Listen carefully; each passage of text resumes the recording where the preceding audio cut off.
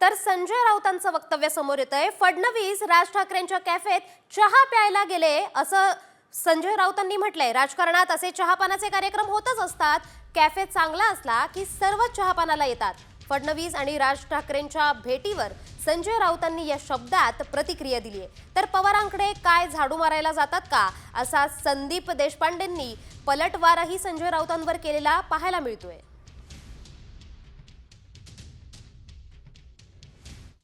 मी काय बघणार, कसं काय त्यात बघण्यासारखं काय आहे? राज ठाकरे यांनी शिवाजी पार्कला एक कॅफे खोललेलं एवढंच मला माहिती आहे। तिथे लोक चहा पानाला येत असतात सातत्यानं आणि तो सगळ्यांसाठी खुला आहे आणि चांगली गोष्ट आहे। राजकारणामध्ये असं चहापान होत असतं आणि एक चांगला कॅफे असेल तर लोक जात येत राहतात। लोकांनी छान नजारा समोर पाहायला मिळतो, बसायला जागा मिळते, उत्तम। तुम्ही मनसेचे तुम्ही मनसे तिकडे सगळे कॅफे कॉफी प्यायला जातात, कसं पाहता येते?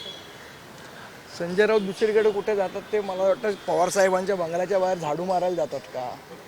पवार साहेबांकडे कशाला जातात? मग झाडू मारायला जातात का संजय राऊत?